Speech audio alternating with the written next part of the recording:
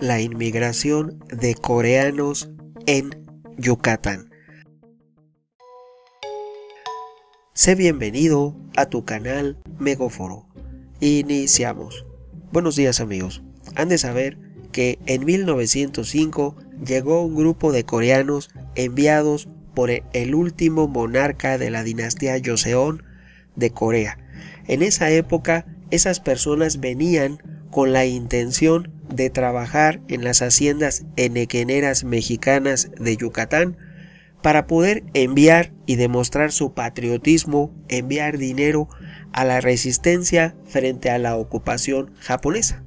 Has de saber que no hay un país que haya sufrido tanto como Corea en relación a los 35 años de la invasión que sufrió por parte de Japón. De todos es conocido cómo son los japoneses, que incluso fueron considerados peores que lo que ocurrió en Europa en los famosos campos. Así como lo escuchas, los japoneses fueron peores en Asia a lo largo y ancho de todos los países y los territorios que ocuparon durante la Segunda Guerra Mundial. Pero te he de decir que esos 35 años de ocupación de Japón hacia Corea, hubo varios intentos por parte de la resistencia coreana de tratar de recuperar a su país.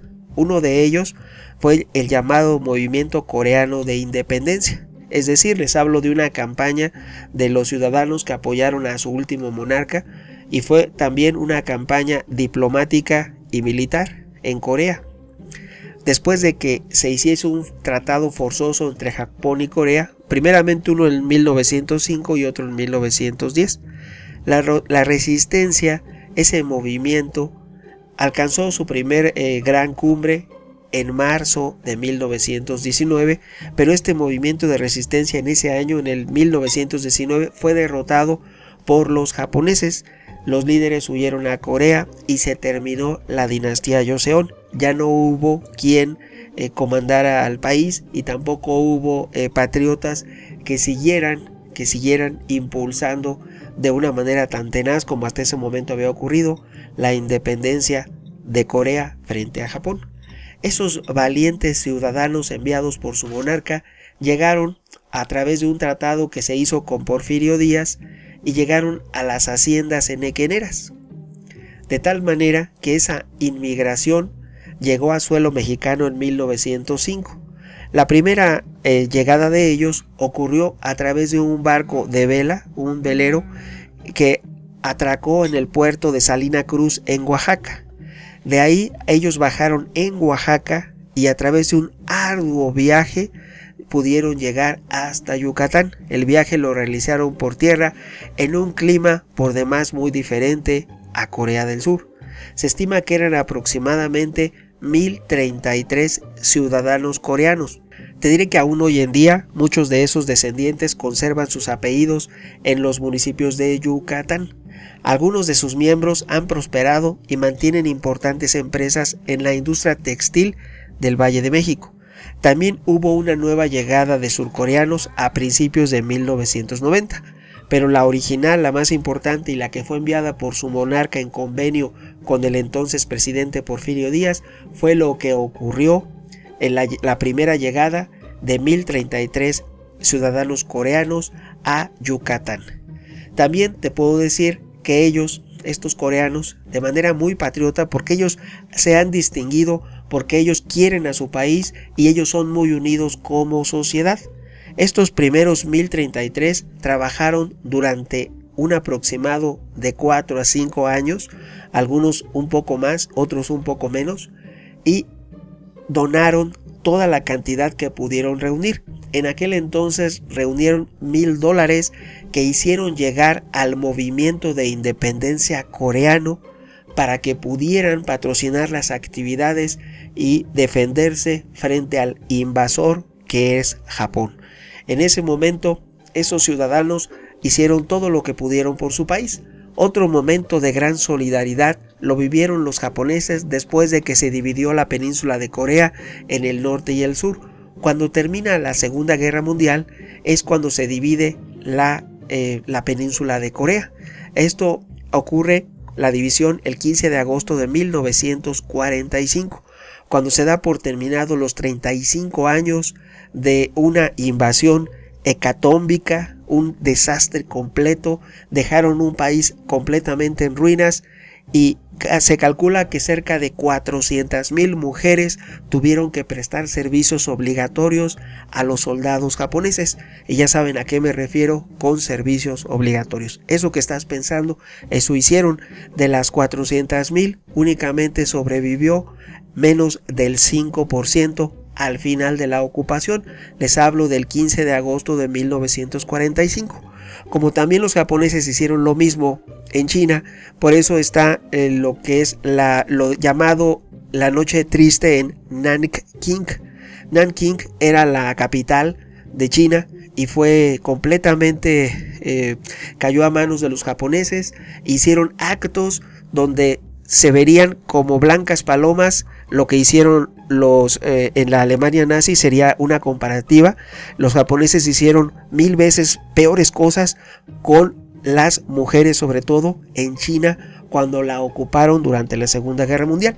Y en Corea del Sur, los coreanos, las mujeres coreanas fueron las que más sufrieron, porque en Asia son consideradas las mujeres más bellas. Entonces, precisamente por eso se ocuparon alrededor de 400,000 mujeres. Todavía hoy en día, a 2020, hay reclamos por parte del gobierno, de organismos y asociaciones coreanas frente a Japón. Pero en Japón sabemos que gobierna Shinzo Abe, que es un ultraderechista que defiende completamente el ultranacionalismo japonés. Sin embargo, dejando de lado esas cuestiones, regresando a México, que es nuestro país y que es lo que comento en el presente video, esa inmigración coreana tiene la nota de que prosperó ampliamente, pero llegaron inicialmente a manera de se les pagaba muy poco y aún así pudieron reunir esos $1,000 para defender su causa en Corea. Aunque la dinastía Joseon haya llegado a su fin, aunque el dinero que enviaron y reunieron no haya logrado y fructificado su objetivo, demostraron patriotismo y valentía. ¿Por qué? Porque les comenté que el movimiento 1 de marzo de 1919 terminó, les ganó Japón a ese movimiento independentista, y los líderes y los principales precursores de ese movimiento, los activistas, fueron la mayoría huyó a China y otros tantos desaparecieron y no se sabe qué ocurrió con ellos. De hecho, se conformó el Ejército Coreano de Liberación, KPG, pero no obtuvo nada, fue derrotado por las fuerzas japonesas y en realidad se consiguió la independencia única y exclusivamente por la derrota que infligió Estados Unidos por Hiroshima y Nagasaki frente a Japón. Si no, nunca se hubiera podido liberar la península de Corea. Lamentablemente, ya para aquel entonces el movimiento stalinista estaba muy fuerte y fue motivo que la mitad de la península se dividió, una parte para Stalin y otra parte se dijo bajo la influencia de Estados Unidos. Por eso existen hoy en día dos coreanas, la del norte y la del sur. Aquí hay una cuestión, siempre se justifican en Japón diciendo que el emperador no sabía nada. En mi opinión, yo considero que él sabía más que todo, era el cerebro y era la inteligencia, pero es un país que no sé por qué, si él no respetó al último monarca de China, ¿por qué sí exigió el respeto que él no le dio a la dinastía Joseon y a la dinastía de China?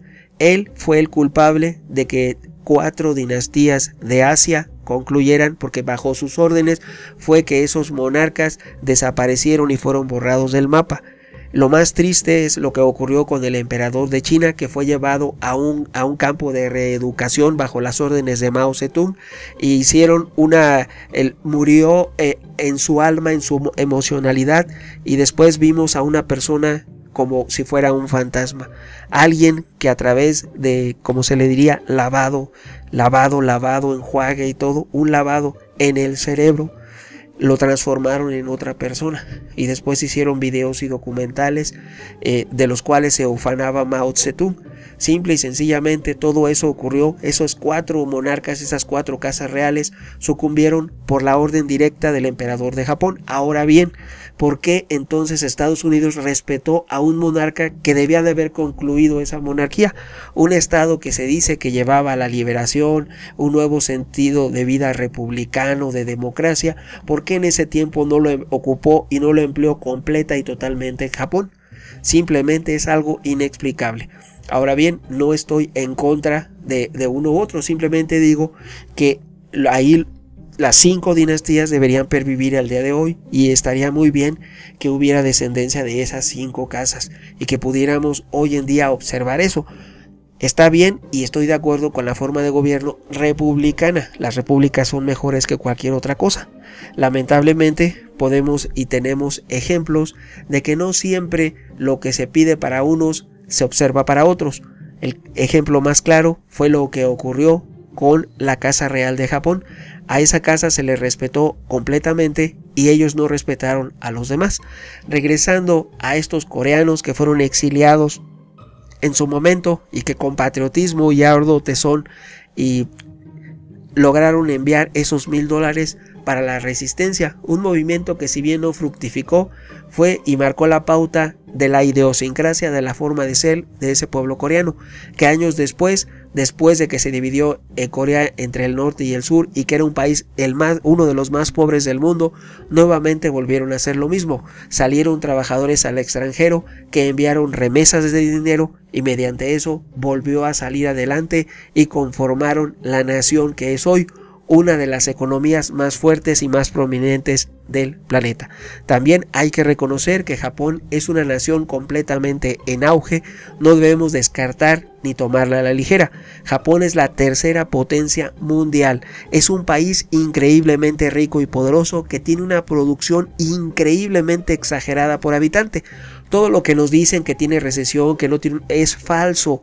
Japón es la tercera economía mundial, es una locomotora en auge gigantesca como las viejas Big Boy que eran enormes y megalíticas. Bueno, así es una economía gigante y colosal.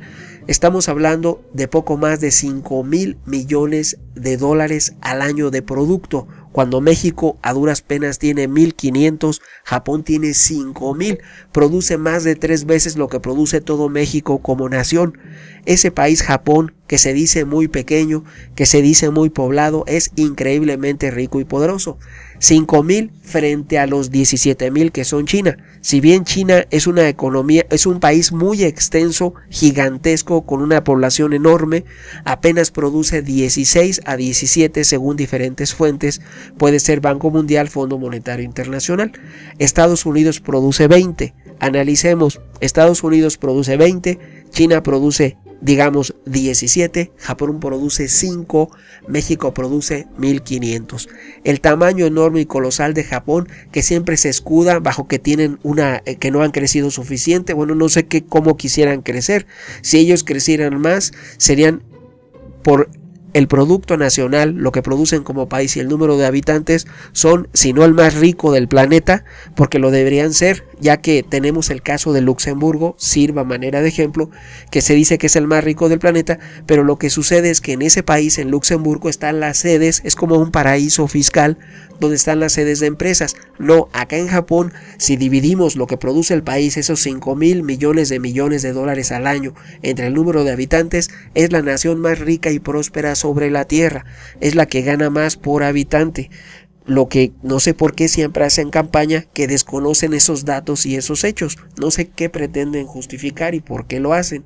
Habría que tomar lo bueno de cada país, lo bueno de esa solidaridad de Corea del Sur como país, que los habitantes y ciudadanos ayudaron a que su país y su nación fuera una de las más prósperas sobre la tierra, y también eso que tienen los japoneses, que los hizo ser la tercera economía más fuerte a pesar de su rotunda y absoluta derrota en la Segunda Guerra Mundial. Ahora bien, nos quejamos mucho también de Estados Unidos. Hay que entender cómo logran sus objetivos y cómo podemos aplicarlos como mexicanos para poder crecer.